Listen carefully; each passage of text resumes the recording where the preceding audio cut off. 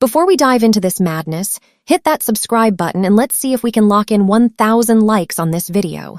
Alright, imagine this. You and your husband are basically at war 24/7. Your marriage is a total dumpster fire. But then, boom, you get kidnapped.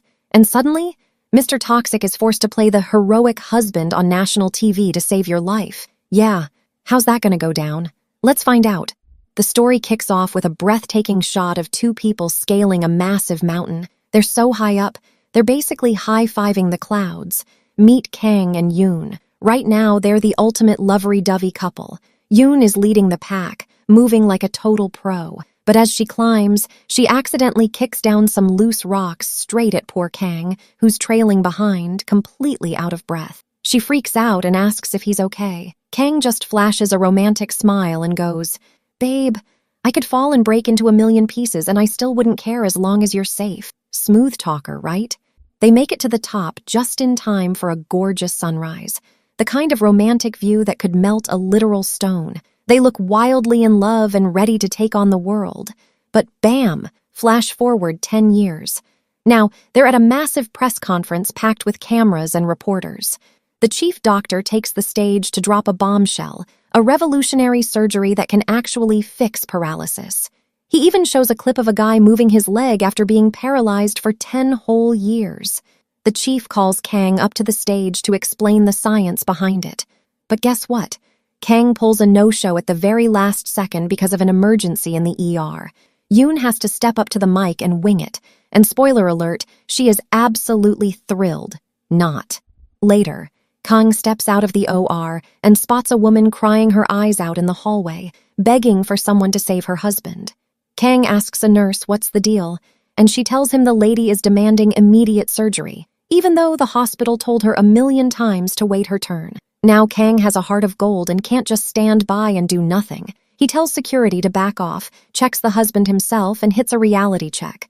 The guy actually needs emergency surgery right now, or he's a goner. Word of the operation travels like wildfire straight to Yoon. As a high-ranking hospital exec who's totally by the book, she hits the roof. She confronts Kang, ripping into him for messing up the hospital's entire schedule for his own little charity case, treating the place like he owns it. Kang stands his ground, telling her that waiting even an hour more would have left the guy permanently paralyzed. But Yoon's got zero room for sentiment. She tells him medicine isn't about feelings, it's about structure, and he needs to follow the rules to the letter. Kang just tunes her out, turns his back, and walks away to save a life. Inside the OR, just as Kang is prepping for the intense surgery, the hospital director bursts in, completely losing his mind. He orders Kang to shut it down immediately because he didn't get corporate approval. Kang drops a total bombshell, shocking everyone in the room by telling the boss to get out, saying the OR is no place for politics and that a patient's life beats any rulebook. He tells the director to wait for him in his office. The boss turns a whole new shade of red, muttering that marrying into Kang's family was his biggest mistake. And boom, there's the twist.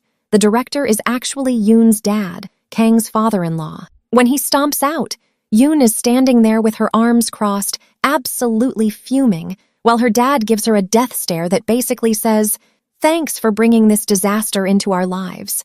The next morning, Yoon wakes up, looking ready to murder someone. Kang is in the kitchen making coffee, sees her terrifying face, and silently prays for survival. Trying to smooth things over, he explains he was just doing his duty as a doctor. But Yoon is still a brick wall, insisting he overstepped and broke their strict protocols. Kang finally snaps, muttering under his breath about her and her uptight dad's ridiculous rules. She plays deaf and warns him that this is the last time, because his stunt almost cost them their biggest investor. Annoyed, Kang tells her he'll go talk to her dad today and clear the air. Later at the hospital, Kang walks into his father-in-law's office to cool things down, explaining it was a life-or-death emergency. But the old man sings the exact same tune as his daughter. He admits Kang is one of their top surgeons and a board member, but screaming at the director in front of a junior doctor like Dr. Singh was completely unacceptable. Kang swallows his pride and apologizes just to bury the hatchet. But his father-in-law plays God, refuses the apology, and kicks him out of the office. Kang walks out completely suffocated by the disrespect. Meanwhile, Dr. Singh is gossiping with the nurses, saying Kang was totally out of line. But the nurses, who absolutely adore Kang, shut him down, saying the director is just making a mountain out of a molehill and clearly has it out for Kang. As Kang heads to his office, he runs into Yoon on her way out. When he asks where she's heading, she coldly mentions she has an important off-site meeting. Trying to break the ice, Kang thanks her, mentioning her dad told him she covered for him at the press conference. Yoon just gives him a blank stare and snaps, "I did it to protect the company's image, not for you." Later, while stuck in traffic on her way to the meeting, Yoon spots a happy family in the next car, laughing and playing with their adorable little girl. Tears instantly stream down her face as she flashes back to the devastating day she miscarried. Her heartbreak makes it clear that this deep wound involves Kang, a scar he left on her heart that she just can't seem to forgive or forget. Meanwhile, back at the hospital's old storage room, Kang and Dr. Singh's secret sanctuary to escape the chaos, Singh tries to give Kang some brotherly advice. He tells him that women just want to feel heard and appreciated, suggesting that Kang's biggest issue with Yoon is that he doesn't open up or embrace her. He convinces Kang to set up a romantic dinner to clear the air. Kang actually takes the advice and whips up a fancy candlelit dinner. When Yoon gets home late, she stuck-uply rejects it, saying she's not hungry. But after changing in her room, she walks out and decides to sit at the table. Kang insists on pouring her juice, leading to a petty tug-of-war over the glass. Their hands slam into a framed photo on the wall, shattering it to pieces. It's the photo from their old mountain-climbing days. Kang is devastated, but Yoon heartlessly snaps that she doesn't care about those old memories anyway and turns to leave. Pushed to his limit, Kang yells that he's filing for divorce. Yoon coldly refuses, telling him she won't give him what he wants and will stay in his life like a permanent nightmare. The next day, the hospital throws a massive party to celebrate the new project's success. Yoon keeps her distance, mingling with the elite, while Kang stands alone, looking miserable. But the second Dr. Chia walks over to comfort him, Yoon swoops in like a toxic, jealous wife. Embarrassed, Dr. Chia excuses herself. Yoon then deliberately raises her voice for everyone to hear, announcing that she's been thinking about his divorce threat from last night. The room goes dead silent as everyone gasps at the drama. Humiliated and exhausted by her public stunts, Kang walks out of the party. Deeply suffocated, Kang retreats to his mom's humble restaurant in a working-class neighborhood. His mom lights up when she sees him, spoiling him with his favorite dishes and packing leftovers for him to take home. Kang stays up late drinking with his older brother, venting about how he can't survive another day with Yoon and is dead set on a divorce.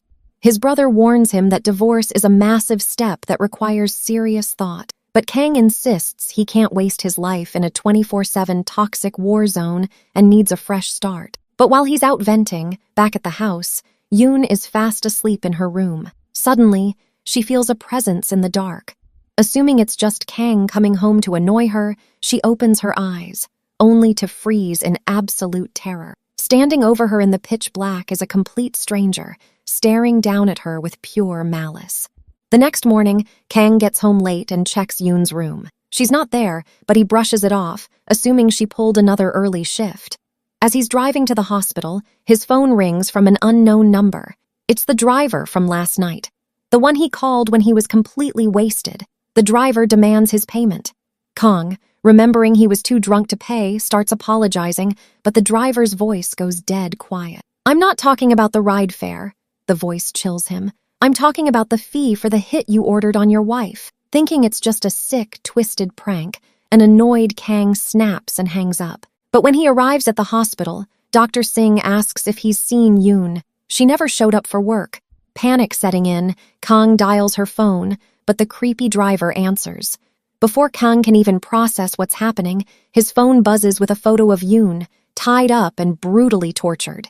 Then comes the real nightmare, a video of Kang himself from last night, blackout drunk, slurring his words and literally begging the driver to get rid of his wife and end his misery. Kang's heart drops. Terrified and shaking, he begs the guy, promising to pay whatever it takes to get her back safe. The kidnapper demands a staggering 1 billion yen, and he wants it in exactly 3 hours. Trying to play detective, Kang rushes to his car to check his dashcam footage, but it's been completely wiped clean. He frantically calls the rideshare company, only for the dispatcher to tell him that their driver actually canceled the ride because Kang wasn't at the pickup spot. Cold sweat hits him as the brutal reality sinks in. Oh crap, I'm in deep. I didn't hire a driver.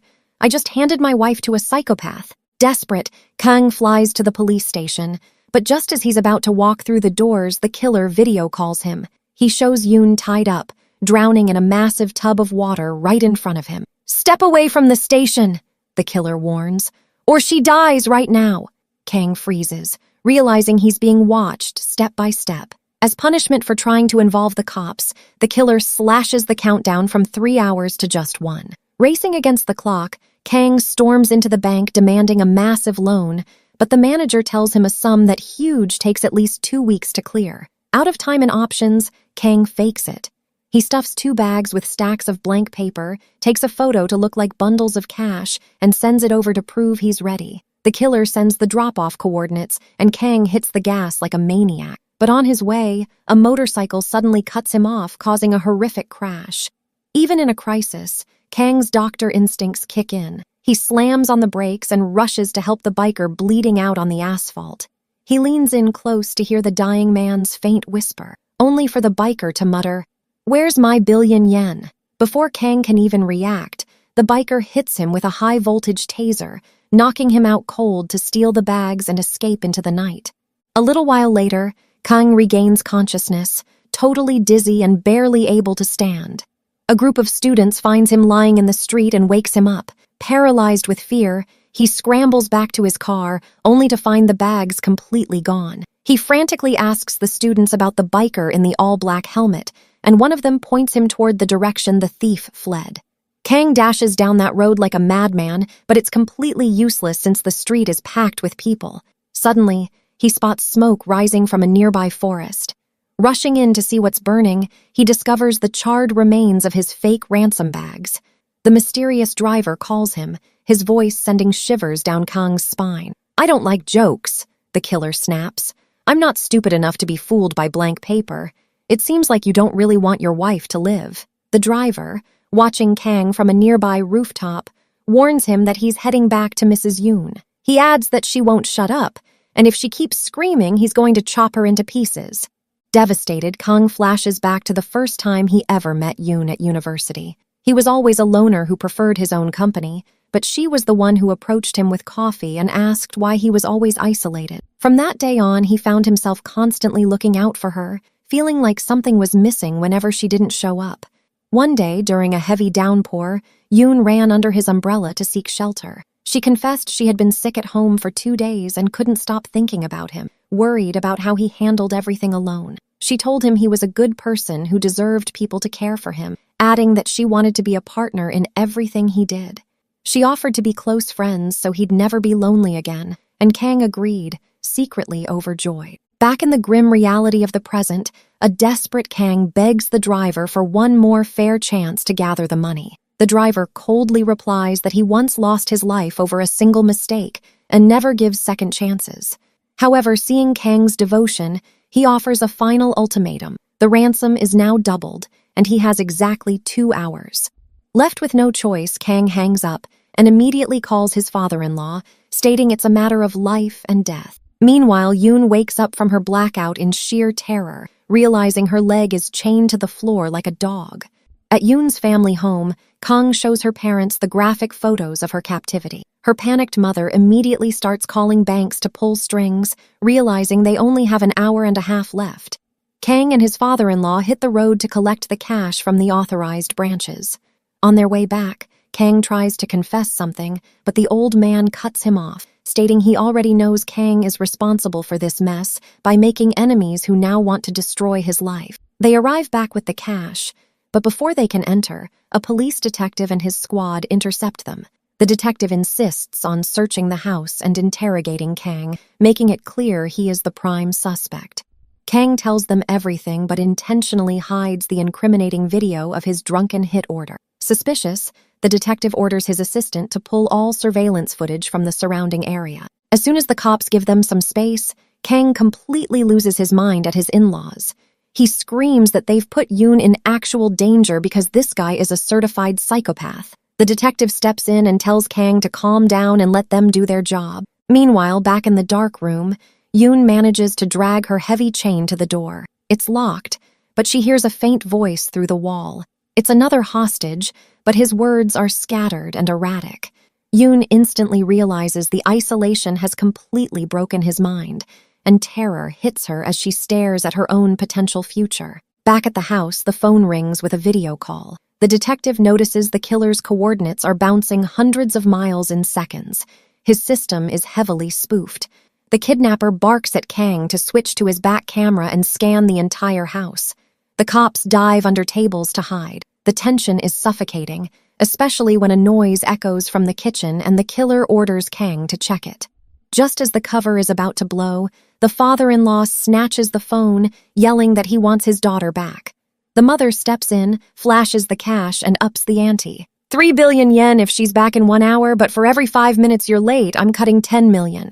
The killer takes the bait.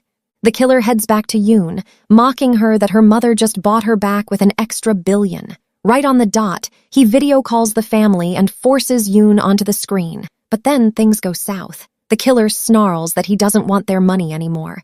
Just because you're rich doesn't mean you dictate the rules. Right in front of the camera, he starts brutally choking Yoon. Kang screams hysterically as her body goes completely limp. For a second, all hope is lost, until Yoon suddenly gasps and coughs, barely clinging to life. The killer laughs, saying this was a lesson because they brought the police anyway. The detective realizes they are being watched and orders a sweep for hidden cameras. Before hanging up, the killer drops a final bomb, telling the cops he was actually just executing the hit order Kang paid him for. The detective doesn't waste a second. He slaps the cuffs on Kang, making him the prime suspect. As they drag Kang out, the detective spots a tiny spy camera and cuts the wire. Later in the interrogation room, Kang desperately pleads his innocence, shouting that he was framed. When the detective refuses to buy it, Kang snaps, yelling that they are letting the real monster run free. He tries to storm out, but the detective brutally strikes him down. Shattered, Kang goes to the restroom to wash his face. Suddenly, the lights start flickering violently. Kang spins around as a strange figure appears behind him in the dark. The stranger looks him dead in the eye and whispers, "I'm the only one who knows you're innocent." And that's where our recap ends for today, leaving us with a ton of burning questions.